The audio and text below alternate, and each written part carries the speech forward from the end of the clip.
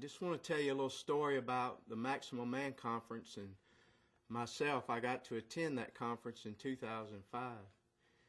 I had a good friend who went to the church that they held the conference at, and the Lord had been dealing with me on a subtle way that I didn't realize until I attended this conference. And my friend Steve started talking to me about the conference, and to be honest with you, I didn't want to go. I'd been out of church for over 30 years and began to live my own life my own way, and I didn't really want to hear about the church, especially the church he went to. It's one of the biggest churches in our town, and I just didn't want to hear it.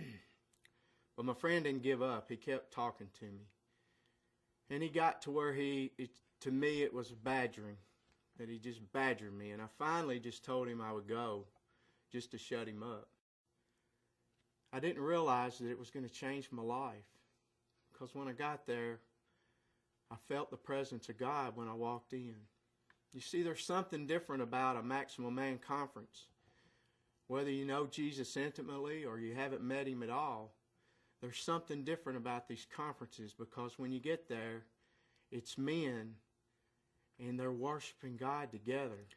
And when I got to this conference, my buddy Steve, the first thing he did was hug me and thank me for being there. I've known him for a long time, and he's never hugged me like he hugged me that day. I felt comfortable. And as the conference opened and we got to sing music and stuff that I knew the words to, and I began to feel more comfortable about being there and not so angry at Steve for badgering me to come. But you see, Steve had the insight of something I didn't have, and that was he had been praying for me, and the Maximum Men Conference leaders had been praying for me for a long time, and I didn't even know it. When I got inside the conference, I remember the first speaker that morning was Walt Wiley. He was a funny man. He just was real comical, and he put us at ease so quickly. And I remember the words that he preached was out of Luke chapter 5 about a fisherman named Simon Peter. It was a mirror of who I was. And through that whole message, he just kept telling us how much that God loves us and how much we need him. And I knew then that I needed Jesus.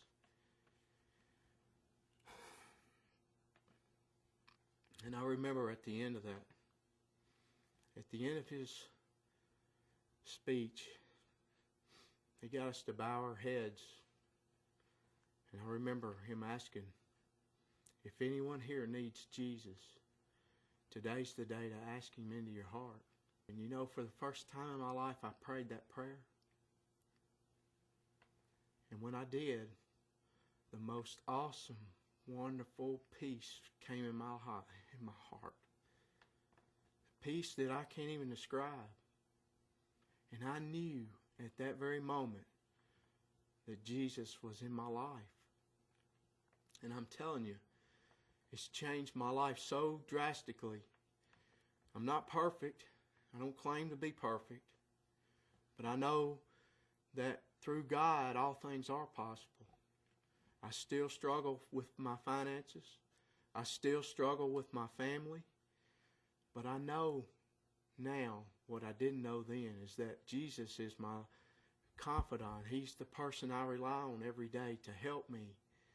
And through all of that, three weeks after the Maximum Man Conference, 4 guys got together and started a men's Bible study once a week. I've been doing that every Tuesday night for 3 years. The Maximum Man Conference is a wonderful opportunity for many people to come to know Jesus. But it's also a great time for people who do know Jesus to get together and commit themselves and recommit themselves to what God has for them in their life. I just thank you for the opportunity to speak to you, and may God bless you richly.